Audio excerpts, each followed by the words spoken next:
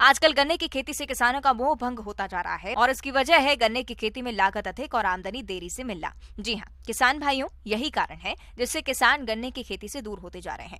लेकिन अगर किसान गन्ने की उन्नत तकनीक से खेती करें तो काफी मुनाफा कमा सकते हैं।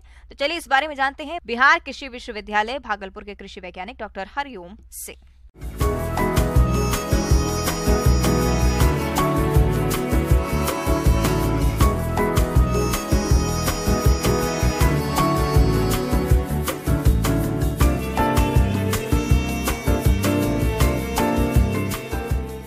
कालीन गन्ने का बुआई का जो है बहुत ही उचित समय है। फरवरी मार्च में अगर हम बुआई कर देते तो बहुत अच्छा रहता है। हमारा जो ये बिहार की कंडीशन में, इस कंडीशन में अभी हम लोगों ने 2 प्रभेद लगाया है। जो COLK करके है 94 184 है और ये इसका उत्पादन क्षमता बहुत अच्छा है। लगभग 78 से 80 टन प्रति हेक्टेयर के हिसाब से, यानी 80 टन मतलब 2.5 एकड़ में वो उपज इससे प्राप्त हो सकती है। और इस प्रभेद का ये विशेषता है कि वाटर लॉगिंग के, जल जमाव वाले क्षेत्रों के लिए ये बहुत ही उपयुक्त वैरायटी है ना। इसमें आराम से 12% हमारा शुगर का रिकवरी भी मिल जाता है। दूसरी वैरायटी CO 118 हम लोग अभी लगा रहे हैं। ये भी बहुत अच्छी वैरायटी है। ये चीविंग पर्पस के लिए, मतलब गन्ना चूसने के लिए बहुत अच्छी प्रजाति है। इसका भी उत्पादकता बहुत अच्छा है। इसको भी 75 से 80 टन प्रति हेक्टेयर के हिसाब से इसमें भी हम लोग उपज प्राप्त कर सकते हैं और इसका रिकवरी भी हमको अच्छा मिल जाता है 12-13% के आसपास। तो ये 2 गन्ना अभी इधर तो इस एरिया के लिए बहुत ज़्यादा कमर्शियली जो है संस्थित किया गया है, जो है गन्ना अनुसंधान केंद्र के द्वारा। और इसका जो है प्लांटिंग मटेरियल जो है मोतीपुर में भी उपलब्ध है और पूसा जो वहाँ पे राजेंद्र कृषि विश्वविद्यालय है वहाँ पे उपलब्ध है। और अगले साल से हम लोग भी यहाँ भी जो है बिहार कृषि विश्वविद्यालय सबौर में भी इसका हमारा जो प्लांटिंग मटेरियल है वो किसान भाइयों के लिए उपलब्ध होगा।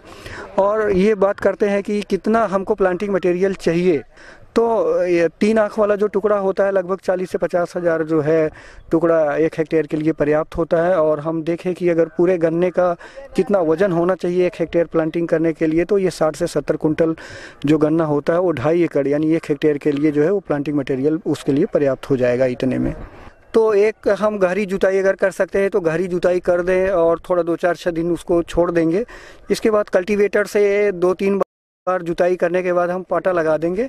इसके बाद हमारे पास जो है वो फरो आता है तो उसको हम जो है सेट कर सकते हैं। जैसे अभी हमारा गन्ने का बुआई करना है तो हम 60 सेंटीमीटर पर भी अनुशंसित है, 75 सेंटीमीटर और 90 सेंटीमीटर पर है।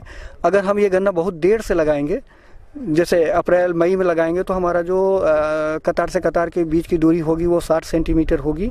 और अभी अगर हम फरवरी में लगा देंगे, अभी हम जो लगा रहे हैं उसके लिए हम लोग 90 सेंटीमीटर रखे हुए हैं।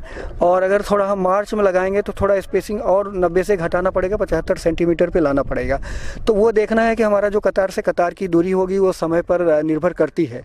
गन्ने का जो बुआई जो करेंगे और वो बीज जो लेंगे वो हमारा जो है बीज जो है वो पहली फसल से होना चाहिए ना। जैसे अभी इसमें हम बुआई कर रहे हैं, इसकी जब पहली बार कटाई होगी वो जो है गन्ने का प्लांटिंग मटेरियल जो है बुआई के लिए बहुत ही उपयुक्त होता है।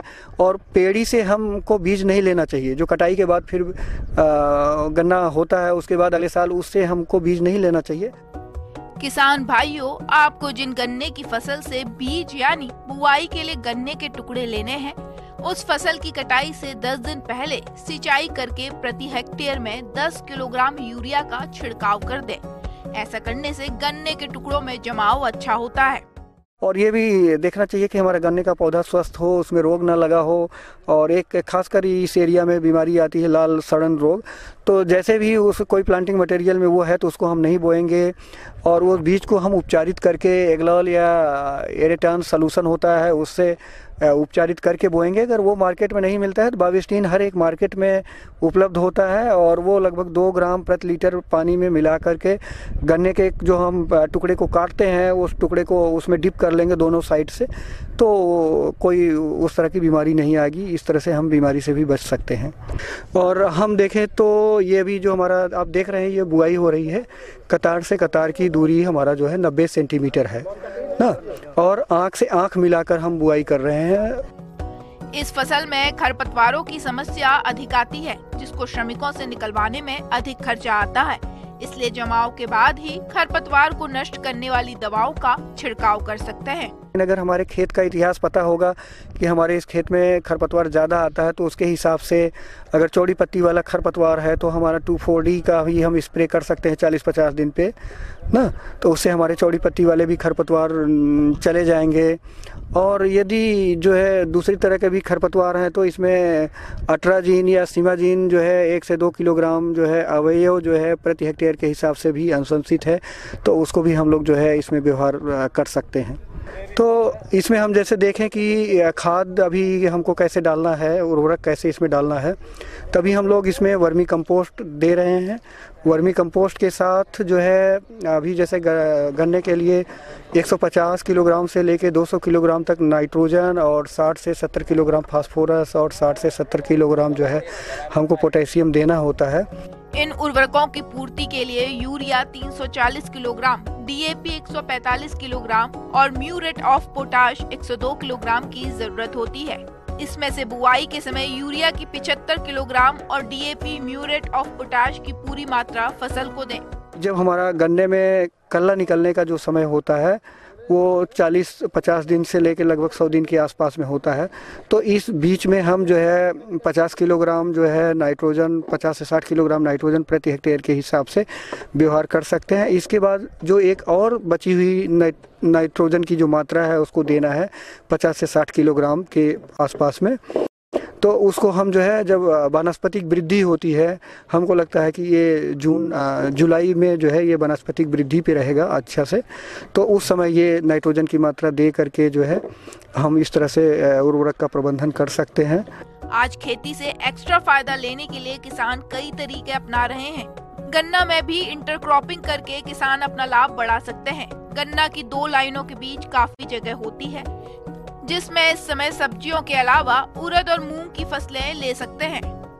और रही बात की इसमें अभी हम देख लें तो हमारी गन्ने के खेती में जो है इंटरक्रॉपिंग, जिसको हम लोग अंतर्वर्ती फसल कहते हैं, तो अभी हम गर्मी का जितना भी सब्जी होता है, चाहे लौकी हो, चाहे कूड़ा हो, चाहे करेला हो या नेनुआ हो, जो भी सब्जी होती है, भिंडी भी ना, या उड़द या मूंग, इन सब का जो है हमारा इन गन्ना की 2 कतारों के बीच में हम बहुत आराम से इसका जो है अंतर्वर्ती फसल उगाकर अतिरिक्त आमदनी प्राप्त कर सकते हैं और हमारा गन्ना का उत्पादन पर कोई असर नहीं पड़ेगा। जैसे हम गन्ना का उत्पादन प्राप्त करेंगे वो वैसे ही इसमें आराम से मिल जाएगा।